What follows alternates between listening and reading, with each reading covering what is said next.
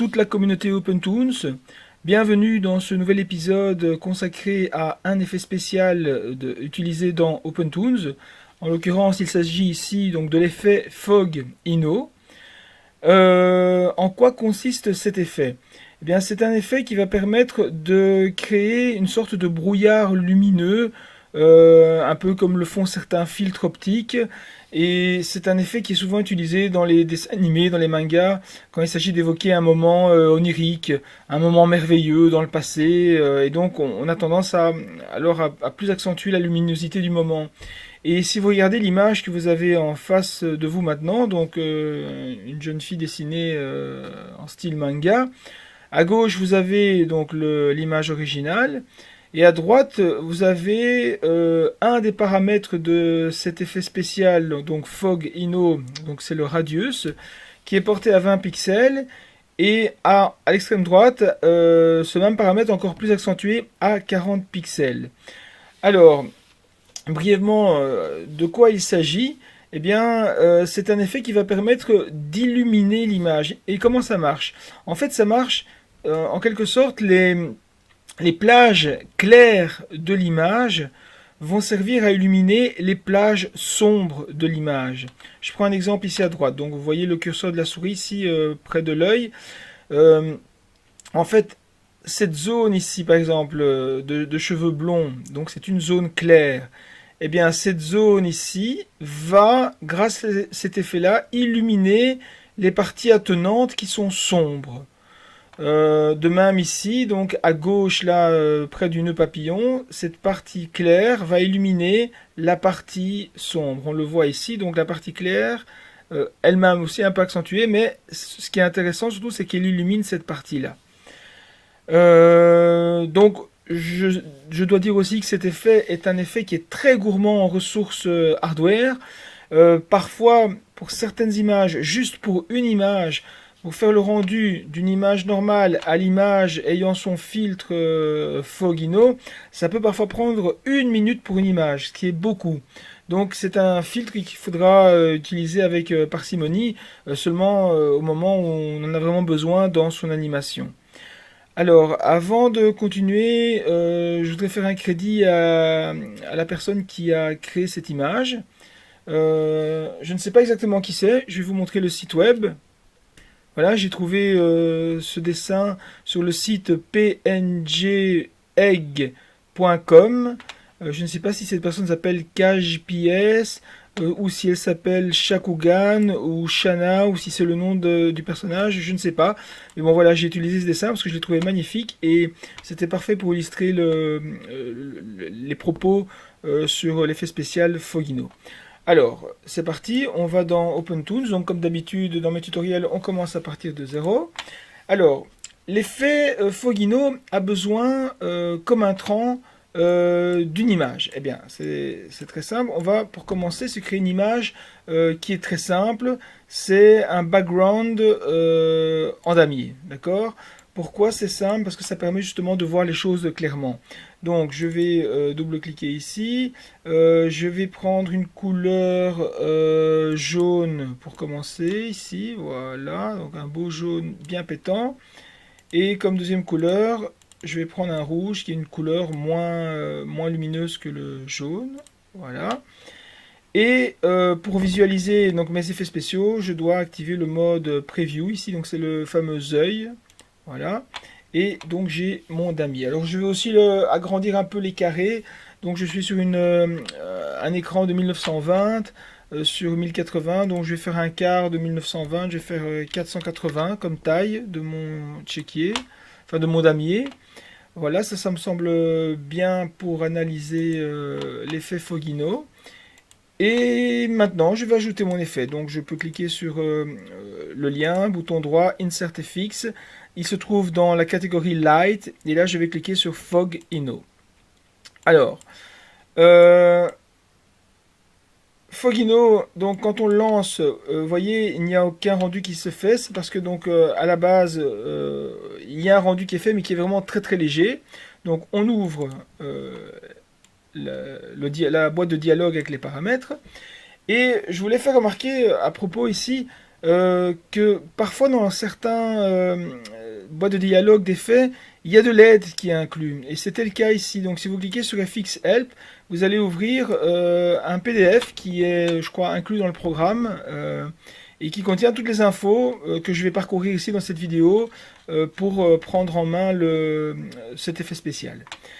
C'est parti, je vais commencer par le radius. Alors, le radius, donc, c'est comme ça que cet effet spécial paramètre l'étendue de la lumière qui est faite. Normalement, les unités apparemment sont des millimètres. Bon, je sais pas pourquoi ils ont précisé que c'est des millimètres ici, alors que ici je vois pixels. Et ça va apparemment donc de 0 jusqu'à 225. Je vais commencer par le mettre à 20 et on va voir ce que ça donne. 20 ou 24. Alors, vous voyez ici à gauche, là, il est en train de faire le rendu de cette première image à 24 pixels. Et vous voyez que c'est long. Donc, même juste pour une image. Donc ici, j'ai pas lancé toute l'animation, toute une animation de combien 100 frames ici. Non, j'ai juste ça a juste lancé l'animation pour une frame. Et vous avez vu, ça a pris beaucoup de temps. Alors, donc voilà, l'effet a été mis en place. Donc si je zoome un peu, hein, qu'est-ce que je vois? Je vois ici, voilà, on voit que les parties lumineuses de l'image ont éclairé les parties un peu plus sombres. C'est là-dessus que se base cet effet. D'accord? Alors, on va faire quelques essais. Hein, donc je vais placer mon, mon image comme ça. Donc je fais un certain zoom. Je viens de faire 20. Enfin 24, bah, je vais faire les trois valeurs. Je vais faire 20, 40 et 80. Donc c'est parti pour 20. Voilà, le rendu se fait. Voilà, donc ça c'est 20. Maintenant, je lance le rendu de 40.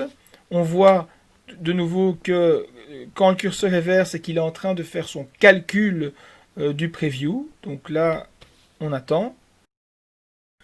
Voilà, donc vous avec le montage vidéo, je vous ai épargné le long temps d'attente, mais effectivement pour 40 pixels c'était beaucoup plus long. Et on voit que l'étendue donc va plus loin.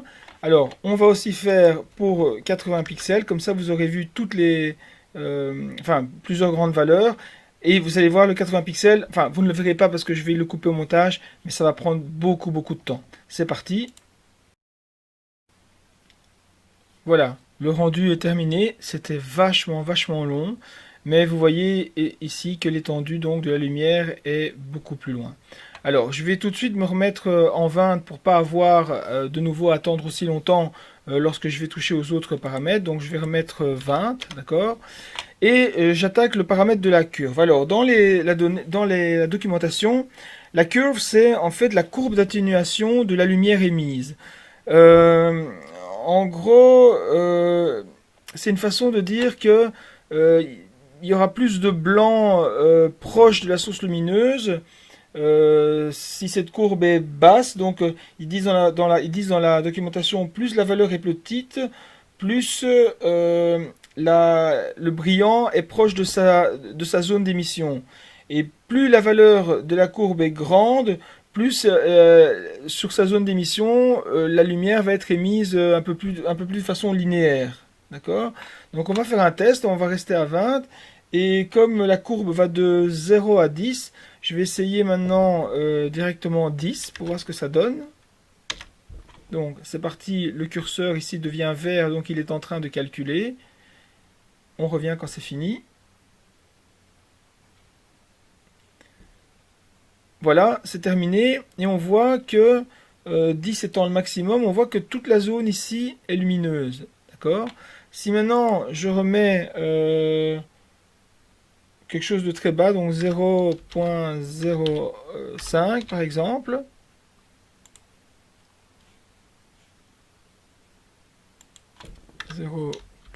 Enfin, je vais le faire manuellement parce qu'apparemment il ne veut pas me le prendre comme ça. Voilà, 0.1. Voilà, vous voyez du coup que on le voit presque pas, mais la zone lumineuse, donc j'ai beaucoup zoomé ici. Hein. On voit que la zone lumineuse est vraiment, comment dire ça, beaucoup plus concentrée sur le proche de la zone d'émission. Donc c'est un des paramètres sur lesquels on peut agir pour jouer sur l'effet onirique. Donc moi je vais remettre à 1. Alors, concernant le power, donc la puissance de votre effet, c'est une valeur qui va de 0 à 1 en théorie, mais dans la documentation, ils disent qu'on peut aller jusque 2. Et on peut aussi faire une valeur négative. Alors, je vous montre ça. Donc ici, je suis à 1. C'est la valeur par défaut. Mais je vais vous montrer ce que ça donne à 2. Alors, vous voyez, avec une puissance de 2, c'est le maximum en puissance. C'est tellement puissant que la lumière, que la couleur qui est considérée comme lumineuse a pris le dessus et s'est même installée à l'endroit où normalement il y a une couleur rouge. Donc c'est vraiment pour accentuer cet effet-là. D'accord. Donc je vais je vais mettre en 0.5 hein, pour voir ce que ça donne. Donc 0.5 qui est une valeur un peu plus légère. Et alors il faut savoir aussi, donc pendant que ça calcule ici ce 0.51, que c'est un effet qu'on peut inverser. Donc vous voyez ici maintenant c'est très faible hein, l'effet. Alors maintenant je vais taper ici -1 et il va se passer quelque chose d'assez particulier, c'est que ça va être l'inverse, ça va pas être une illumination, mais c'est c'est les couleurs sombres qui vont envahir les couleurs claires. Donc vous voyez, ça vient de se produire ici, le rendu est calculé. On voit ici c'est l'inverse, les couleurs sombres comme le rouge ont été s'installer dans les couleurs claires ici comme le jaune. Donc ça assombrit l'image en général. Dans la suite de cette vidéo, on va faire les mêmes manipulations qu'on est en train de faire maintenant avec une image et vous allez voir le rendu que ça donne sur une image. Alors, le threshold min et le threshold max, d'abord je vais remettre à 1, donc je suis là. Donc le threshold min et le threshold max, ça permet de spécifier un intervalle dans lequel, comment dire ça, à partir de quelle luminosité, je répète, à partir de quelle valeur de luminosité les pixels doivent-ils émettre de la lumière ou non. J'avoue que j'ai chipoté à ça, j'ai pas vu beaucoup de différences. Regardez par exemple ici, je vais lancer la puissance à 2 et puis je vais ici mettre une valeur une valeur minimum et une valeur maximum, donc qui ne doivent pas être les mêmes. Et vous allez voir que je trouve que le rendu n'est pas toujours très explicite. Donc voilà, j'ai mis une valeur avec un intervalle, c'est en train de calculer, on va voir ce que ça va donner. Voilà, ça l'a calculé, et dans ce cas-ci, ou alors j'ai pas très bien compris comment ça agit, mais voilà, j'ai pas vu beaucoup de différence. Donc personnellement, moi c'est des paramètres que je vais laisser tous les deux à 0 et à 0. Alors pour l'alpha rendering, ici ça ne sert à rien de le faire parce qu'il faut travailler avec ça sur une image qui a un alpha. Vous allez comprendre dans la prochaine étape. Lorsqu'on aura justement, on va utiliser l'image de la jeune fille dessin manga pour voir ce que ça donne. Et bien c'est parti. Donc je supprime le checkboard, donc delete, voilà, et je vais chercher l'original de la jeune fille. Donc voilà, c'est celui-ci. Donc manga, je l'appelais mangafille.png, et celle-ci, hop, je vais dans OpenToon, je la glisse et je la mets dans la colonne là. Voilà. Je fais load et c'est parti. Donc, on va la laisser comme ça. Donc là, elle est très bien placée. Je peux la mettre sur un fond noir, sur un fond transparent. Voilà. Et on est parti. Donc on va supprimer ce lien là, delete, et je rentre mon image dans le fog. Alors, vous voyez ici, comme je n'ai qu'une seule image, ici tout le petit curseur prend la place de tout le display. Donc on verra très bien ici quand il est en train de calculer. Alors, qu'est-ce qu'on a fait ici? On a fait un truc assez spécial. Donc on a mis le power à 2 et le radius à 20. Donc vous voyez que le power est à sa version maximum. Donc vous voyez ce que ça donne.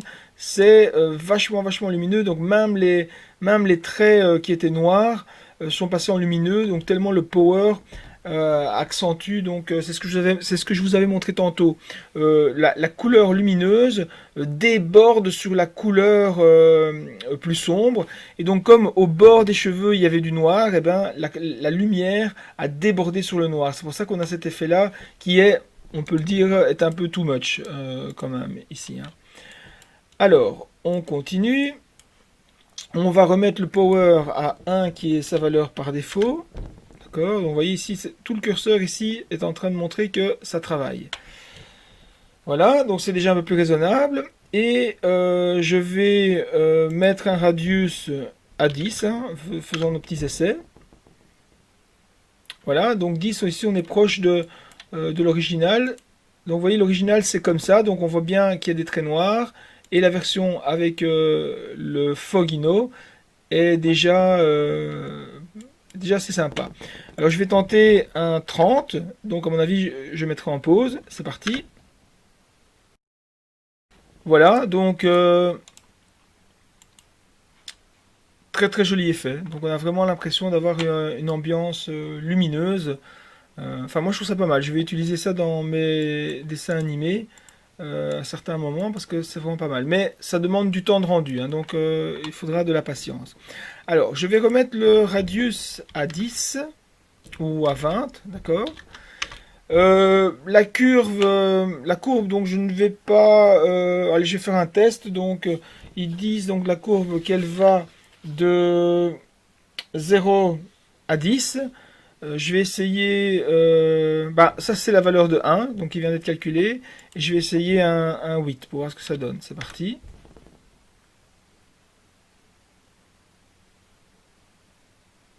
Voilà. On voit peut-être pas beaucoup la différence ici à cause des couleurs, mais bon, la différence s'y trouve. Par contre, je voudrais vous montrer encore une dernière chose. Donc, si je remets une courbe à 1, d'accord, je voudrais vous montrer le power en négatif. Donc, vous avez bien vu déjà ici au début, dès qu'on a commencé à utiliser l'image de cette jeune fille, que le 2, la puissance 2, exagérait vraiment la luminosité. Je vais vous montrer maintenant ici le moins 1. Donc, le moins 1, je rappelle, c'est quand les images, les couleurs sombres débordent sur les images, sur les pixels. Non, je répète. Le power négatif, c'est quand les pixels sombres débordent sur les pixels clairs. Et donc, vous voyez, ça donne tout à fait un autre effet ici, qui est moins joli. On peut encore aussi l'accentuer, donc moins 2. C'est moins joli, mais voilà, ça donne un certain style au dessin, pourquoi pas. Là, c'est un peu accentué, ça fait même disparaître certains traits, certaines nuances, elles disparaissent. Je suis pas sûr que ce soit la bonne utilisation du Fogino, mais bon, voilà, je remets à 1. Et maintenant, ce que je voudrais vous montrer, c'est le alpha rendering. Donc ici, il s'agit bien d'une image alpha, donc qui a donc une valeur alpha à 0 juste au-delà de ces pixels-ci. Eh bien, en fait, que fait le bouton ici Alpha Rendering? Ça permet de comment dire ça, de faire étendre la luminosité. Donc, vous savez, la luminosité déborde, enfin les pixels lumineux débordent sur les pixels foncés. Et bien là, dans ce cas-ci, si j'active l'alpha rendering, la luminosité va déborder aussi sur les pixels qui sont transparents. Ben, on va le cliquer, vous allez voir ce que ça donne. Voilà. Vous voyez, donc il y a eu un effet ici donc de débordement en plus. Donc ça déborde sur la partie qui était normalement transparente. Donc je vais mettre en blanc, ça se verra mieux. Je vais accentuer une fois jusqu'à 40, on va voir ce que ça donne. Voilà, le rendu est fait. Donc, regardons en grand écran. Vous voyez, donc ça a créé un côté noir. Je ne sais pas dans quoi ça peut servir, mais en tout cas c'est la définition de cet alpha rendering ici. Voilà, donc ceci termine mon tutoriel sur le Fogino. J'espère que le parcours des différents paramètres ensemble donc, vous a permis de voir plus clair dans cet effet spécial. D'ailleurs, cet effet spécial est tellement lent que au début, j'avais l'impression que ça fonctionnait pas, parce que j'arrivais pas à comprendre qu'il fallait attendre vraiment que le rendu se fasse pour voir l'effet. Et donc, n'oubliez pas, c'est un effet qui est gourmand en ressources, qui est très lent, mais le résultat peut être vraiment très joli. Voilà, je vous salue et je vous dis à la prochaine vidéo. Salut, salut!